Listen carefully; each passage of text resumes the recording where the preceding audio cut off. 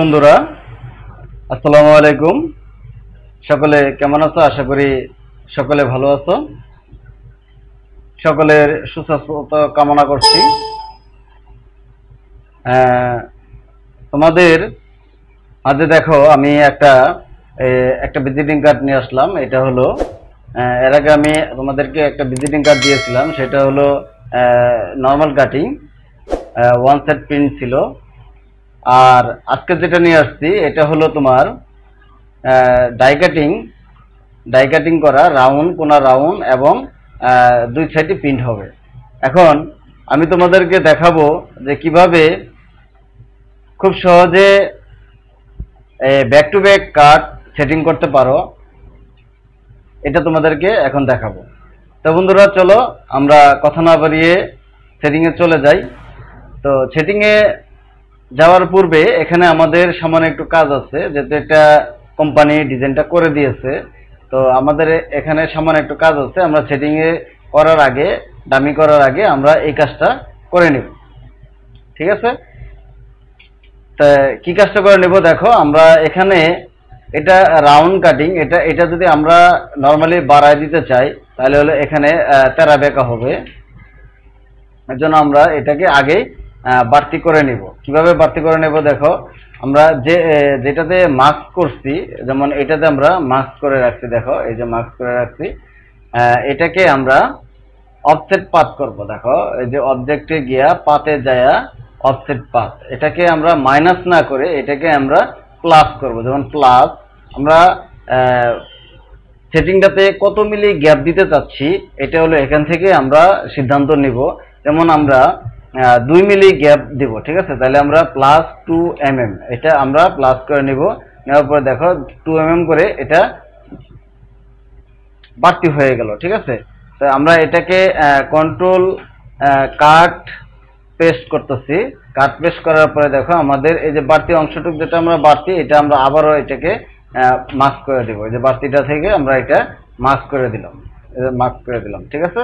তাহলে আমাদের মূল মেজারমেন্ট হলো এটা, আর এটা হলো আমাদের বাড়তি অংশটুকু যেটা ফ্লাশ কাটিং এ পড়ে যাবে।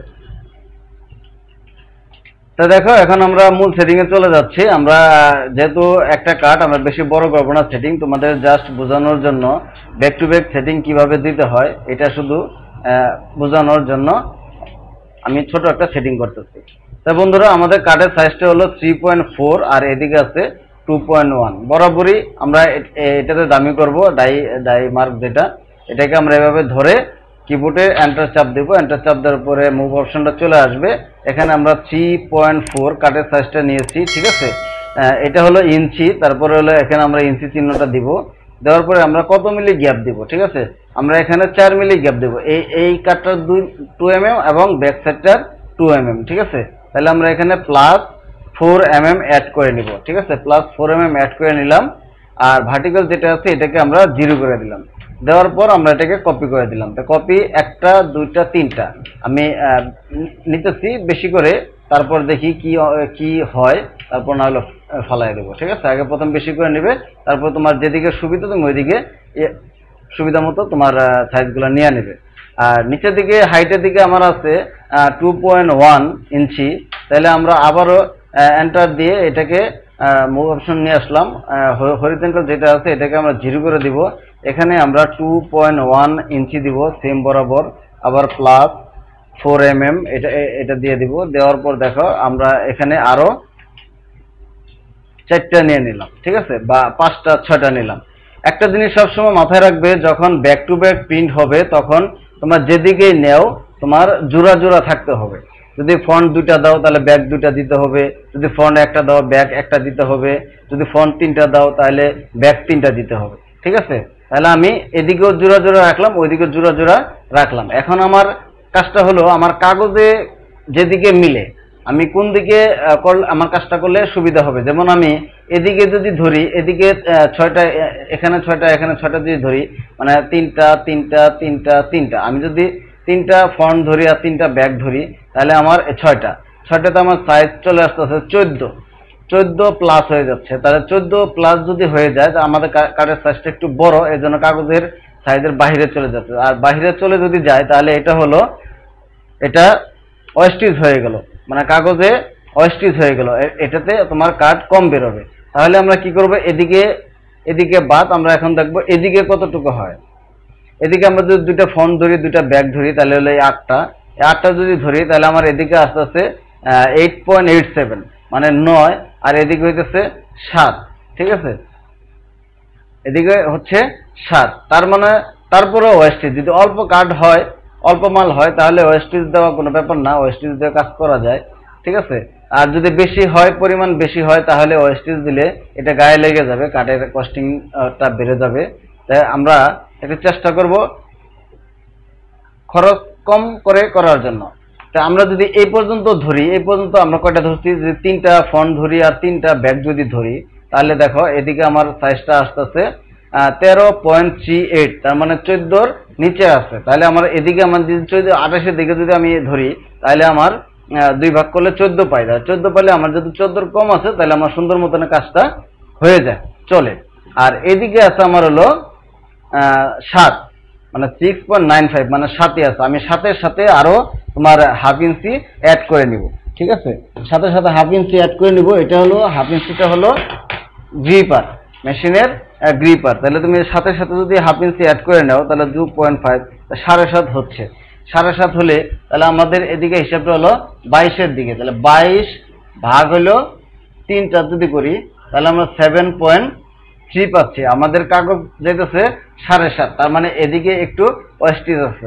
আমাদের কিছু করার নাই, যেহেতু ওইদিকে ওয়েস্টেজ এদিকে ওয়েস্টেজ, তাহলে একটা দিকে ওয়েস্টেজ আমাদের দিতেই হবে। তাহলে আমরা এদিকে ধরে নিলাম 22-এর দিকে আমরা 2 ভাগ করলাম, ঠিক আছে, 22-এর দিকে 2 ভাগ করলে আমরা এদিকে 11 পাবো। 11 পাইলে আমরা যদি এদিকে 7.5 দেই, তাহলে 11 মাইনাস 7.5, তাহলে আমাদের 3.5 ইঞ্চি ওয়েস্টেজ হয়ে যায়, 3.5 ইঞ্চি ওয়েস্টেজ হয়ে যায়। কিছু করার নাই, 3.5 ইঞ্চি ওয়েস্টেজ দিতেই হবে। এখন তুমি যদি কাঠ বেশি হয়, যদি বলো যে না আমি সেটিংটা একটু বড় করব, আমার খরচ বাড়ুক, সমস্যা নাই, তাহলে তুমি এভাবে 3টা ধরবে। 3টা ধরলে দেখো 11 দিকে 10.5 চলে আসে, তার মানে আমাদের হয়ে গেছে 11/14 সাইজ হয়ে যায়। যদি অল্প কাঠ হয় তাহলে মানে হিসাব আলাদা, যদি বেশি কাঠ হয় তাহলে তুমি এই সাইজটা নিতে পারো 11/14। দেখা গেলো যে এরকম কাঠ 4টা 5টা আছে, মানে প্রতিটা কাঠ দেখা গেলো 1000 করে, বা প্রতিটা কাঠ 2000 করে হতে পারে। এরকম পরিমাণ যদি হয়, তাহলে তুমি ডাইসটা বড় করলেও তুমি করতে পারবে। তাহলে আমি তোমাদেরকে এই সাইজটাই দেখাচ্ছি, তাহলে 11-14 সাইজটা আমি দেখাচ্ছি। তো এই অংশটুকু আমার অতিরিক্ত, আমি এটা ফেলে দিলাম, ঠিক আছে, এই যে ফেলে দিলাম। তাহলে আমাদের এখন কাজে চলে যায়। এখন আমাদের মূল কাজটা হলো আমরা এখন এটাকে কাটিং মার্ক দিব। তো আমরা এটাকে এখন কাটিং মার্ক দিচ্ছি। দেখো এই যে পেন টুলের মাধ্যমে কাটিং মার্ক দিচ্ছি। এটাকে আমরা যে বলছিলাম আগের ভিডিওতে, এটাকে রেজিস্ট্রেশন কালার রাখতে হবে সব সময়। এটা 1 কালার হোক 2 কালার হোক, সব সময় রেজিস্ট্রেশন কালার রেখে দিবে, তাহলে আর কোনো সমস্যা হবে না। তাহলে আমরা এটাকে বরাবর রেখে, যে বরাবর রাখলাম, এটাকে আমরা 2 mm ফাঁকা করে দিব, 2 mm ফাঁকা করে দিলাম।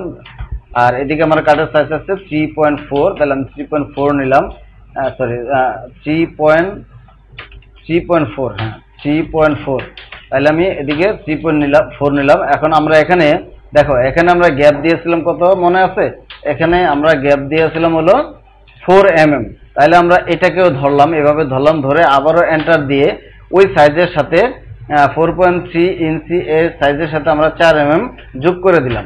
এই 4 mm যোগ করে দিলাম, দিয়ে আমরা কপি করে দিলাম। দেখো অটোমেটিক চলে যাচ্ছে। যে পর্যন্ত তোমার কাজটা, তুমি শুধু কন্ট্রোল ডি দিয়ে এটা দিয়ে দিবে। তা আমাদের এই পাশে কাটিং মার্ক দেওয়া শেষ। এই পাশে কাটিং মার্কটাই কপি করে আমরা নিচের সাইডে দিয়ে দিব। নিচের সাইডে দিয়ে দিলাম। দেওয়ার পরে আমরা আবার এই পাশে কাটিং মার্ক দিব। এই পাশে কাটিং মার্ক সেম ওইভাবেই দিব।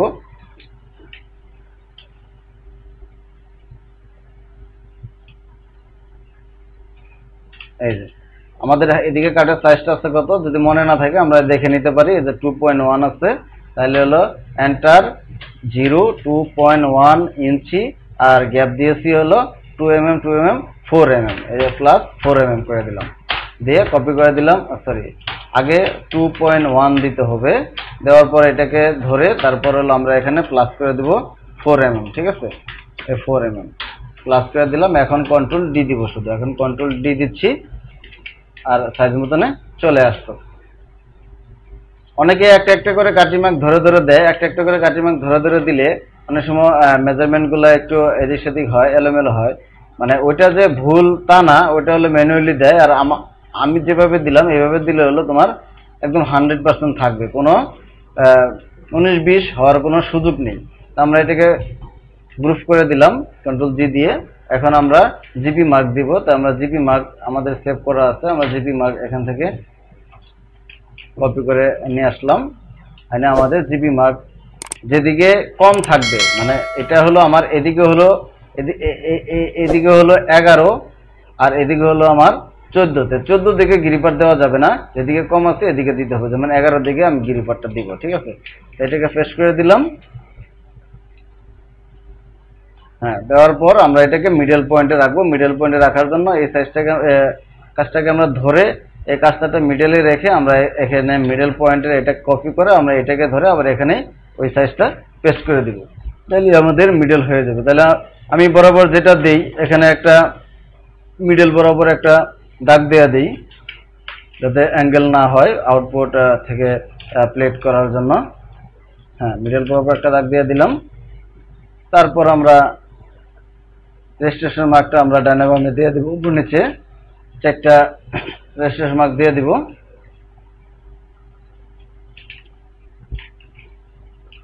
এই একটা দিয়ে দিলাম, এখানে দুইটা, এখানে দুইটা। তো ভিডিওগুলো একটু কাজটা স্লো দেখাইতে গেলে একটু বড় হয়ে যায় বন্ধুরা, এটা তোমরা কিছু মনে করবে না। সম্পূর্ণ ভিডিওটি দেখলে অবশ্যই তোমাদের কাজে আসবে। যারা নতুন বন্ধুরা আছো তাদের তো অবশ্যই কাজে আসবে, আর যারা পুরাতন আছে তাদের তো জানেই, তাদেরকে আর বলার কিছু নাই। এখন দেখো, আমরা এটা হলো ফন্ট আর এটা হলো ব্যাক, আমরা দুটাকে ভাগ করব, ঠিক আছে। যেমন আমি যদি ফন্ট নিচে দেই তাহলে ব্যাকটা আমি এখানে দিব।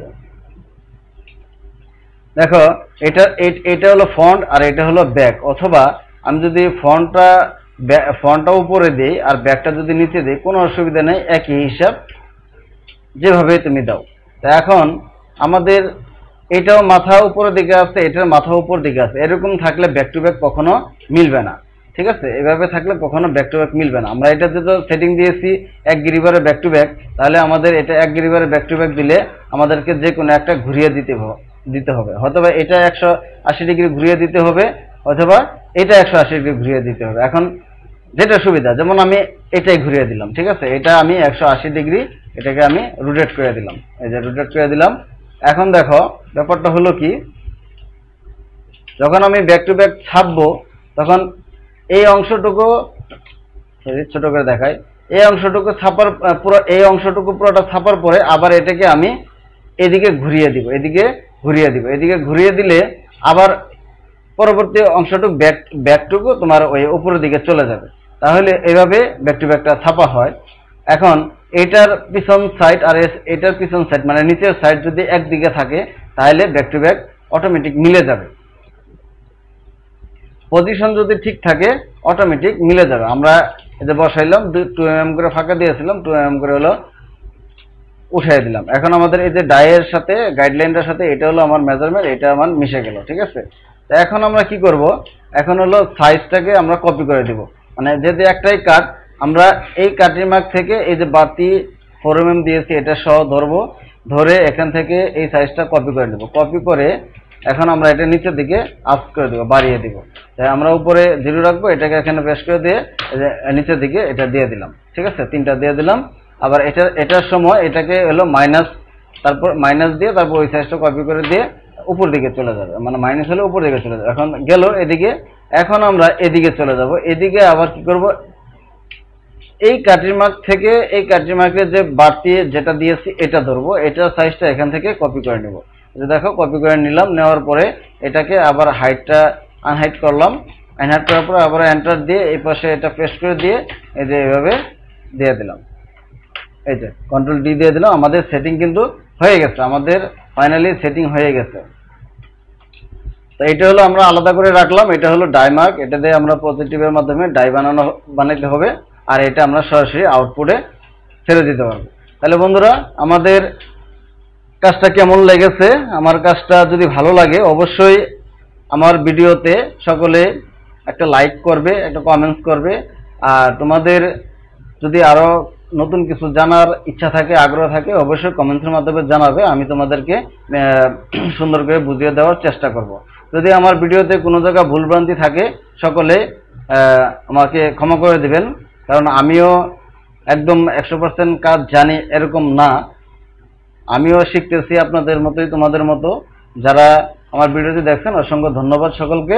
সকলে আমার চ্যানেলটি সাবস্ক্রাইব করে রাখুন এবং পাশে থাকা বেল বাটনটি চাপ দিয়ে রাখুন, যাতে পরবর্তী ভিডিও আমি দিলে আপনি সাথে সাথে নোটিফিকেশনটি পেয়ে যেতে পারেন। ধন্যবাদ সকলকে।